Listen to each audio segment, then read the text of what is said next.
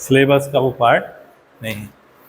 अच्छा देखो, डिटर्मिनेंट निकालने के एक और तुमको ट्रिक बताते हैं। अभी हम लोग कल कोफैक्टर के बारे में पढ़े थे ना, चलो कोफैक्टर पढ़े थे। कोफैक्टर कैसे निकालते हैं? कोफैक्टर माइनर निकालेंगे। हाँ, फिर उसके बाद कोफैक्टर का फॉर्मूला होता है सी आई जे इज इक्वल टू -1 की पावर आई प्लस जे इंटू आई जे, ये होता है। अब हम कोफैक्टर का यूज करके भी हम डिटर्मिनेंट की वैल्यू निकालेंगे। क्या बोला मैंने? कोफैक्टर का यूज करके भी डिटर्मिनेंट की वैल्यू निकालेंगे। कैसे? मान लो एक मैट्रिक्स ए है और जिसके एलिमेंट हैं A11, A12, A13, A21, A22, A23, A31, A32, A33। ठीक, तो इसका जो कोफैक्टर है वो होगा C11, C12, C13। इसका cofactor C21, C22, C23, C31, C32, C33। अभी हमने क्या कहा कि अभी तुमको डिटर्मिनेंट ऑफ एनी मैट्रिक्स निकालना हम बताए थे। किसी भी मैट्रिक्स का हम डिटर्मिनेंट वैल्यू निकाल सकते हैं। अब हम तुमसे कह रहे हैं कि कोफैक्टर का यूज करके भी डिटर्मिनेंट की वैल्यू तुम बता सकते हो, और दोनों वैल्यूज क्या होगी? सेम होगी। कैसे होगी? देखो, क्या करना है, डिटर्मिनेंट ऑफ ए निकालने जाना है। जो पोजिशनल एलिमेंट है उसका मल्टीप्लाई उसी के कोफैक्टर से होना चाहिए। अगर हम रो ले रहे हैं तो सिर्फ रो, या तो कॉलम ले रहे हैं तो सिर्फ कॉलम। A12 है तो इसी के कोफैक्टर से मल्टीप्लाई, A13 है तो इसी के कोफैक्टर से मल्टीप्लाई। दोनों वैल्यू, जो कल का मेथड बताया डिटर्मिनेंट निकालने का और आज जो बता रहा है, दोनों से जो डिटर्मिनेंट निकलेगा वैल्यू क्या होगी? सेम। ठीक है, कॉलम निकालने जा रहे हैं। कॉलम का यूज करके तुमको डिटर्मिनेंट वैल्यू निकालना है। तुम बताओ, A11, C11, A21, C21, A31 into C31। तो ये जो है डिटर्मिनेंट ऑफ वैल्यू देगा। मगर अगर हम किसी भी पोजिशनल एलिमेंट को ले लेते हैं और कोफैक्टर की वैल्यू दूसरी ले लेते हैं, मान लो ऐसे ले लेते हैं, हम रो तो सेम रो लेते हैं मगर कोफैक्टर अलग अलग ले लेते हैं। अब हम ले लिए C22 ले लिए, A13 ले लिए और कोफैक्टर की वैल्यू C31 ले ली, तो डिटर्मिनेंट की वैल्यू क्या आएगी? 0। जो पोजिशनल एलिमेंट है वही उसी का कोफैक्टर होना चाहिए। सम करके, प्रोडक्ट करके सम कर देंगे तो हमको डिटर्मिनेंट की वैल्यू दे देगा। चाहे ऐसे निकालो डिटर्मिनेंट, चाहे कल की तरह निकालो determinant, both give same result. Both give same result. इसको नोट करो।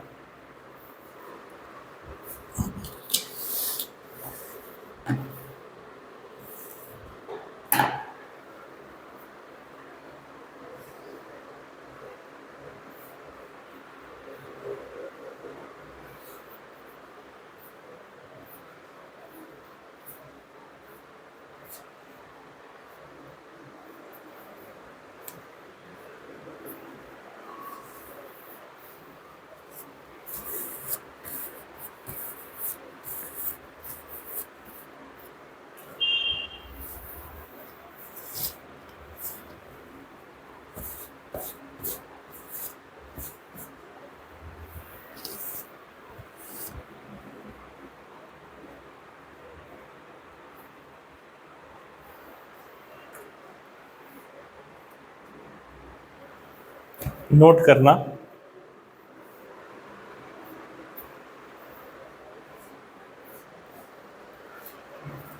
Note the sum of product of the sum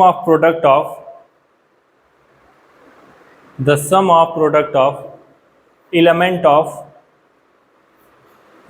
of any row or column with their corresponding cofactor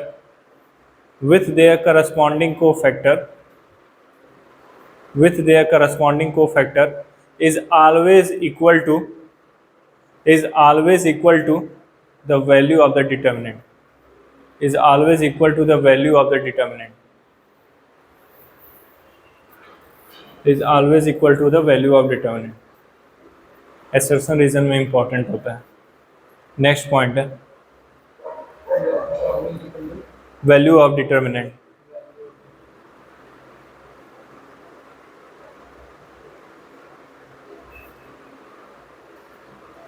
Second point, the sum of the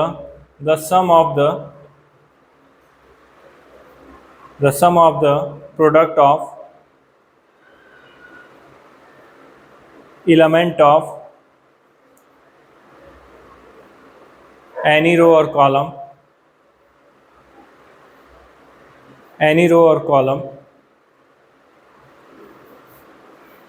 with cofactor of other row or column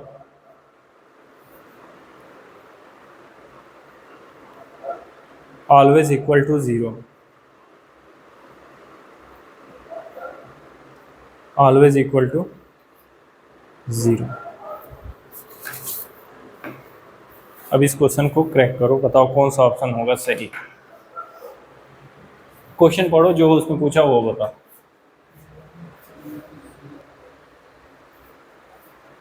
ये determinant दिया है और फिर कह रहा है where AI BI CI be the cofactor of AI BI CI.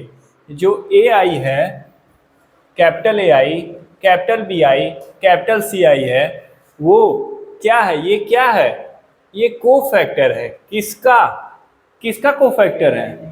ये elemental position जो है AI, स्मॉल BI और स्मॉल CI के क्या है? कोफैक्टर है. तो हमसे कह रहा है which of the following relation is incorrect. इसमें से कौन सा रिलेशन? क्या पूछा है? इनकरेक्ट. और तुम क्या बता रहे हो? करेक्ट बोल रहे हो. तो इनकरेक्ट क्या है? अभी नोट्स में लिखवाए हैं, उससे देख के बताओ.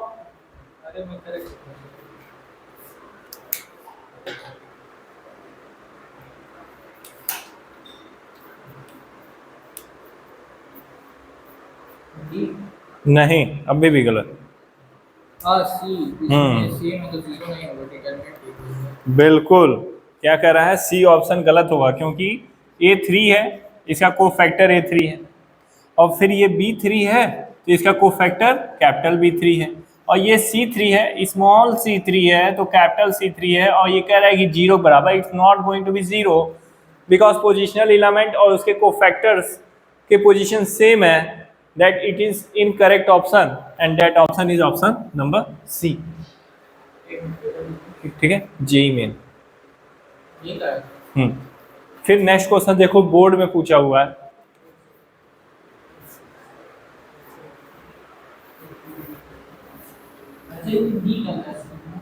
डी का क्या सीन है देखते हैं. A1 B1 A2 B2 A3 B3. D A1 B1 A2 B2 A3 B3. Please read the note point number 2. The sum of the result of the element of any row or column with cofactor of other row or column.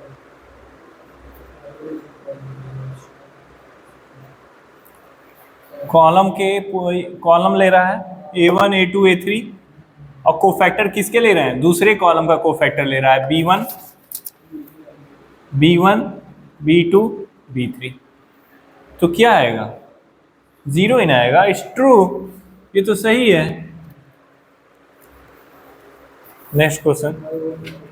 तभी मैं confuse हो गया क्योंकि A और B दोनों सही थे. वही मैं कंफ्यूज हो गया कि इसमें एक और ऑप्शन होना चाहिए कि A B या और B. अब तुम साइंटिस्ट बनने लगे, इसमें एक और ऑप्शन दो, मेरे अकॉर्डिंग दो. नहीं, मैं करेक्ट को इनकरेक्ट को करेक्ट पढ़िएगा. नहीं तो सही से पढ़ना है. नेक्स्ट क्वेश्चन देखो.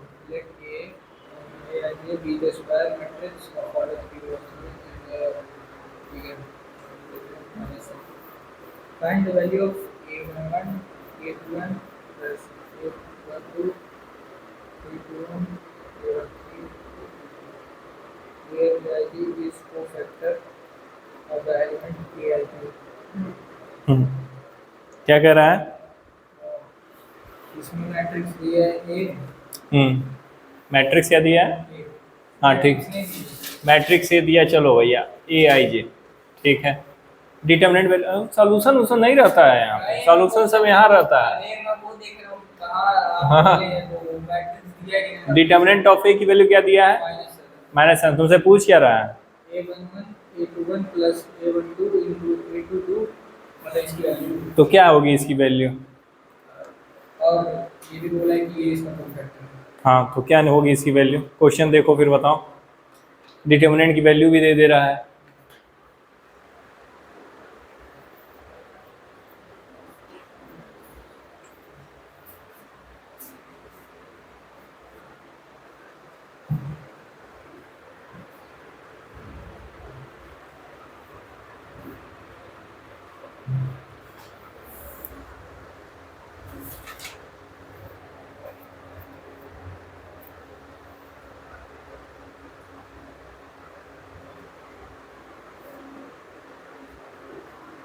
तुम्हारे सामने डिटर्मिनेंट की वैल्यू दिया, एक मैट्रिक्स ए है और उसका तुमको क्या दे रखा है?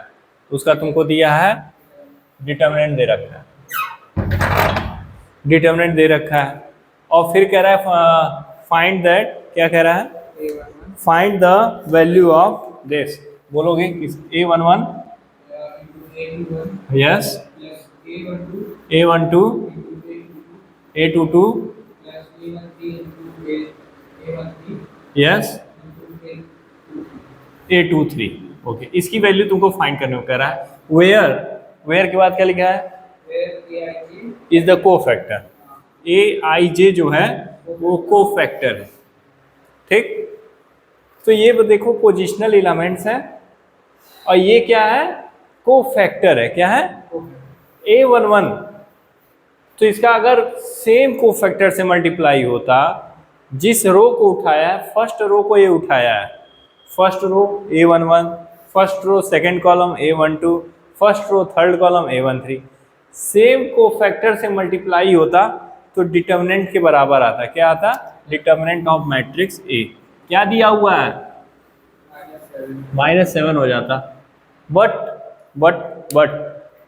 पोजिशनल एलिमेंट है और कोफैक्टर किसका है? दूसरे रो का है। A11 A12 A13 A21 A22 A23 A31 A32 A33, ये तो फर्स्ट रो के एलिमेंट्स हैं, और कोफैक्टर देखो ये है, ये है। तो क्या आएगा? डिटर्मिनेंट की वैल्यू क्या हो जाएगी? 0। बस हो गया।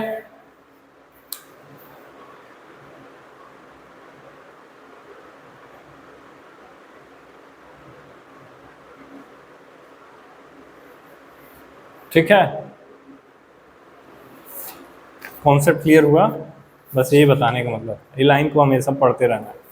ऑप्शनल जेई मेंस में भी और बोर्ड में जो 18 क्वेश्चन आते हैं, कुछ भी आ सकता है।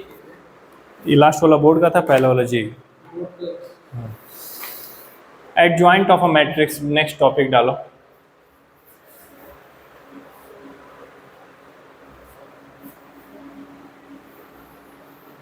ADJOINT, एडजॉइंट ऑफ, हाँ सारे क्वेश्चन है, मतलब सॉल्व तो ठीक है, सॉल्व कर सकते हैं, लेकिन यहाँ डायरेक्ट बोल सकते हैं ना कि x की वैल्यू 2 होगी। यहाँ पे अगर देखें x की वैल्यू 2 होगी, डायरेक्ट हो जाएगा। यहाँ पे 3 है, यहाँ पे 5 है, 2x is equal to 4, that is x is equal to 2। Yes, ये भी हो जाएगा, मगर ध्यान से, सतर्क से, क्वेश्चन गलत भी हो सकता है। एडजॉइंट ऑफ अ मैट्रिक्स,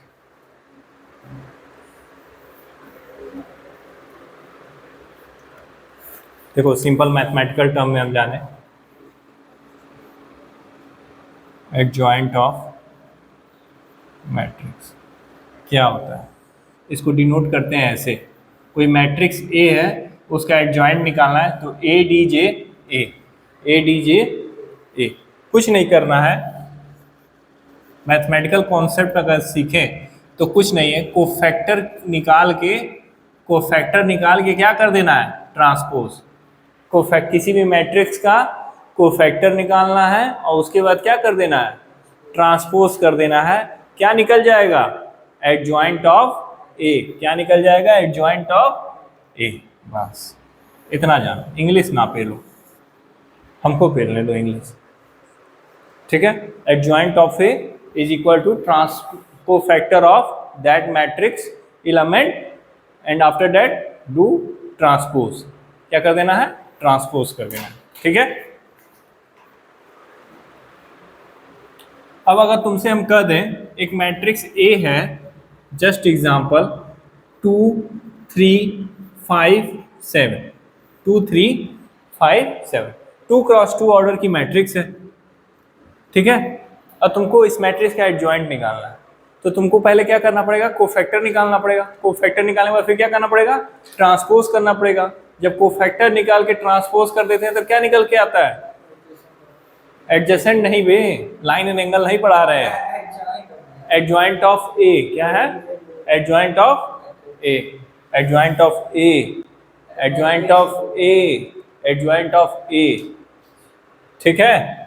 तो क्या करेंगे, कोफैक्टर निकालने जाएंगे तो M11 निकालेंगे, क्या आएगा 7, M12 निकालेंगे, क्या आएगा, फर्स्ट रो सेकंड कॉलम छोड़ देंगे तो 5, M22 निकालेंगे, second row M21 second row first column छोड़ेंगे तो 3 आएगा, और M22 करेंगे तो second row second column that is 2। अभी काम खत्म नहीं हुआ, अभी हमको कोफैक्टर निकालना। कोफैक्टर निकालने जाएंगे, then C11 is equal to -1 की पावर 1 + 1। ये बार बार इसलिए बोलना है कि तुम्हारे सब कॉन्सेप्ट्स माइंड में बैठ जाए। पावर इवन है तो sign positive, that is 7। C12 -1 की पावर 1 + 2 5, पावर ऑड है तो निगेटिव साइन। अब हम डायरेक्ट लिख देते हैं, C21 दैट इज ऑड है -3, और इवन है तो पॉजिटिव, दैट इज कोफैक्टर निकालने गए हैं तो क्या आया है, कोफैक्टर निकालने हैं तो 7। इसको ऐसे बोल सकते हैं कि अगर i j अगर दोनों सेम है तो पॉजिटिव आएगा, और सेम नहीं है तो बोल सकते हैं भाई, क्यों नहीं बोलेंगे। डायरेक्ट वहां पे देखने पे अगर बोलेंगे इवन और तो कहाँ पे देख के बोलेंगे इवन और, अगर C11 लिखा है, पहली बात डायरेक्ट कुछ बोलना ही नहीं है, सब कुछ करके एग्जामिनर को दिखाना है, नहीं तो अपना नंबर खुद कटवाने के लिए तैयार रहना। मैं MCQ में बात कर रहा MCQ में कर सकते हो, ठीक है। 2 क्या अभी एडजॉइंट निकला, अभी नहीं निकला, अभी तो तुमको फैक्टर निकाल के बैठे हो। अब इसका तुमको ट्रांसपोज कर देना है। जैसे ही ट्रांसपोज किए तो जो रो है या तो उसको कॉलम में करो, या तो कॉलम है तो उसको रो में करो। मोस्टली जनरली हम रो को कॉलम में कर देते हैं। -3 2, this is adjoint of A, adjoint of A, ठीक। अभी खत्म नहीं हुआ, इसका ट्रिक क्या है निकालने का। अगर हम 1 नंबर में आ गया, 2 नंबर का पेपर आ गया तो क्या करना है, 2 क्रॉस 2 के लिए ट्रिक है। बस क्या करना है कि जो लीडिंग डायगोनल है, उसको इंटरचेंज कर देना है। लीडिंग डायगोनल को क्या करना है, 2 की जगह 7, 7 की जगह 2, और जो नॉन लीडिंग डायगोनल एलिमेंट है उनके साइन को क्या कर देना है, चेंज कर देना है भाई। -3 -5 क्या निकल के आएगा, एडजॉइंट ऑफ। लेकिन ये तो सिर्फ MCQ में कर सकते हैं, बिल्कुल बिल्कुल, इसको रेगुलर उसमें नहीं करना है। एक को मार्क्स हो नहीं कर सकते, तो करेंगे तो एक डायरेक्ट करना पड़ेगा बस हाँ, बस 2 क्रॉस 2 का क्या है, लीडिंग डायगोनल को इंटरचेंज करो और नॉन डायगोनल के एलिमेंट्स के साइन को बदल दो, ना कि माइनस कर दो। साइन को चेंज कर देना है, माइनस है तो प्लस कर देना है, और प्लस है तो माइनस। Note it down. ये हमको निकल के आता है adjoint of.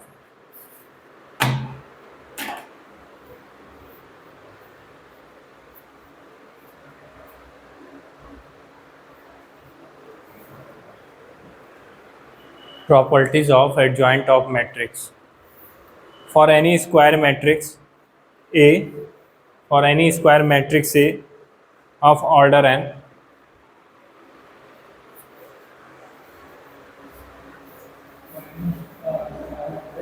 A of order n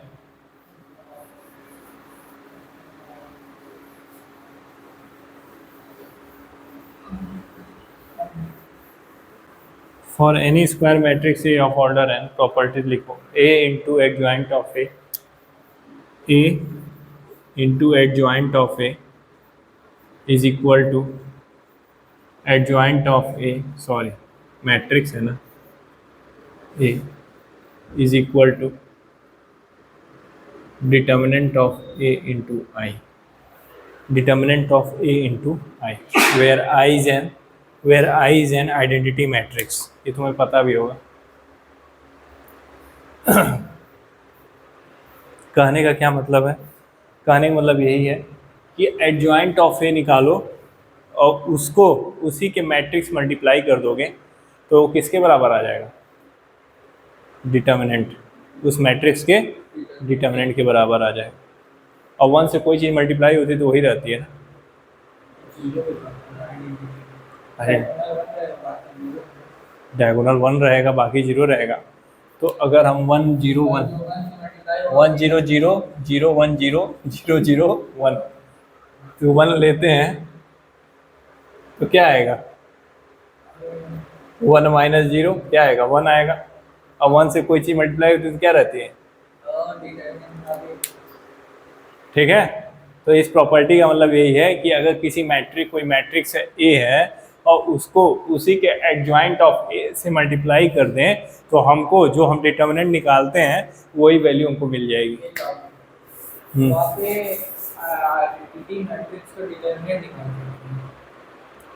identity matrix का हम डिटर्मिनेंट निकाल रहे हैं. ठीक है, निकाले हैं, फिर उससे मल्टीप्लाई किए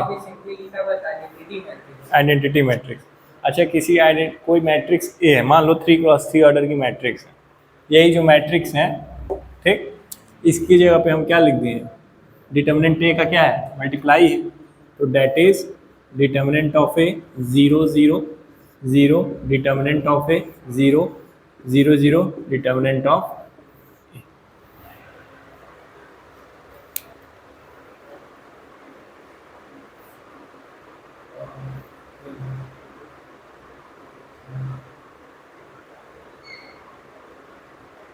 ठीक है. तो यही पहली प्रॉपर्टी यही कह रही है. ठीक है, जो डिटर्मिनेंट कॉमन, जो पहला मेथड बताया ना डिटर्मिनेंट निकालने का, एक तो ऐसे निकाल लेते हो. जेई में एक आता है क्रैमर रूल आता है, वो कल हम बताएंगे. तो इसको ऐसे लिखना चाहिए ना, क्योंकि वहाँ पे अगर एडजेसेंट मतलब एडजॉइंट मैट्रिक्स निकालेंगे, हाँ, वो तो एक मैट्रिक्स मिल जाएगा ना. हम एडजॉइंट ऑफ ए निकालेंगे.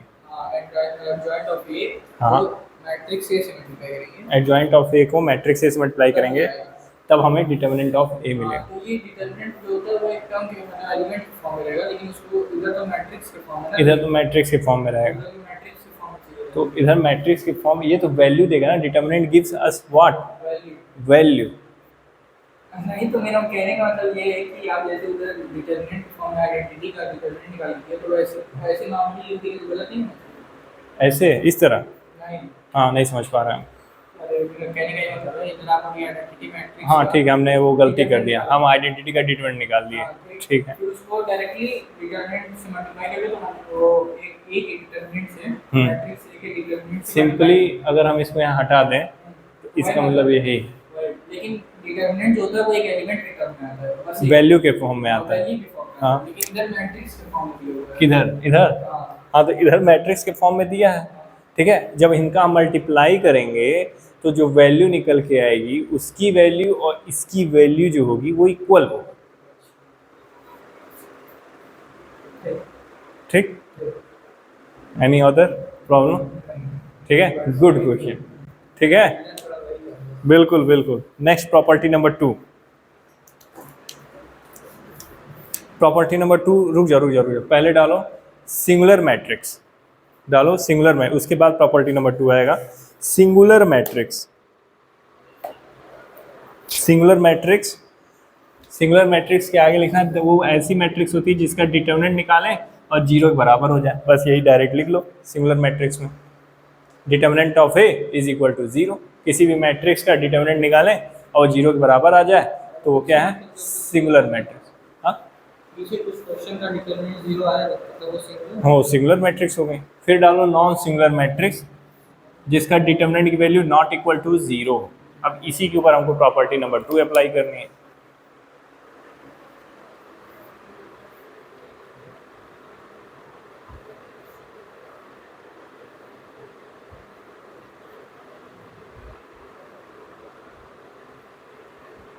ये क्या है,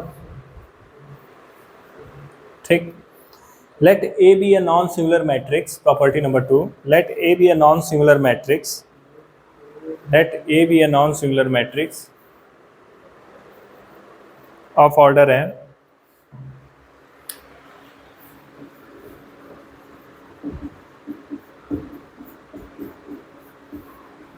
then determinant of adjoint of a, determinant of adjoint of a, ये लिख थोड़े ऐसे लिख लो direct, determinant of adjoint of A is equal to determinant of A की पावर n-1। मतलब अभी तक हम तुमसे एडजॉइंट ऑफ ए निकलवा रहे थे, अब हम एडजॉइंट ए का हमको क्या निकालने को कर रहे हैं तुमसे, डिटर्मिनेंट बताओ, ठीक है।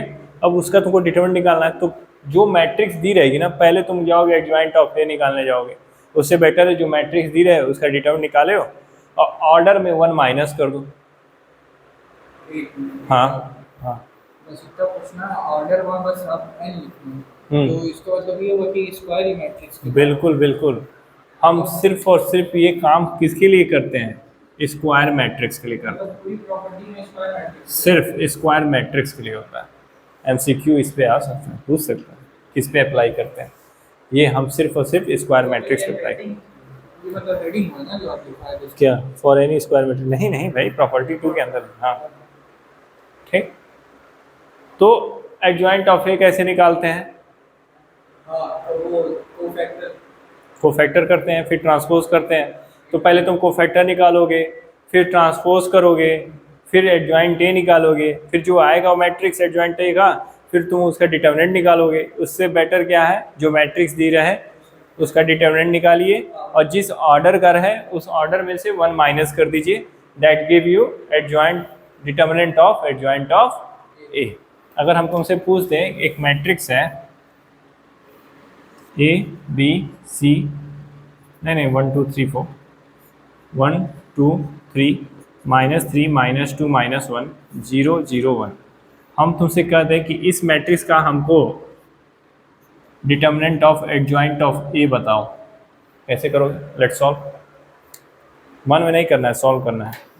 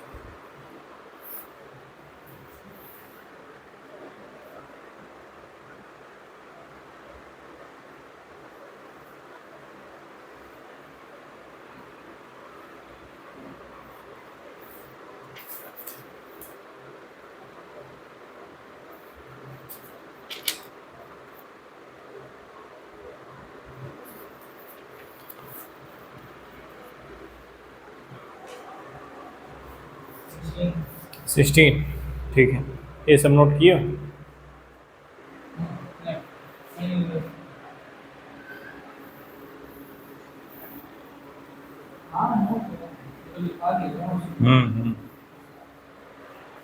चलो अब क्वेश्चन करते हैं। अगर कोई मैट्रिक्स ए है 1 1 1 3 3 4 3 3 4, वेरीफाई करो, वेरीफाई करो A adjoint of A is equal to determinant of A I. Verify करो।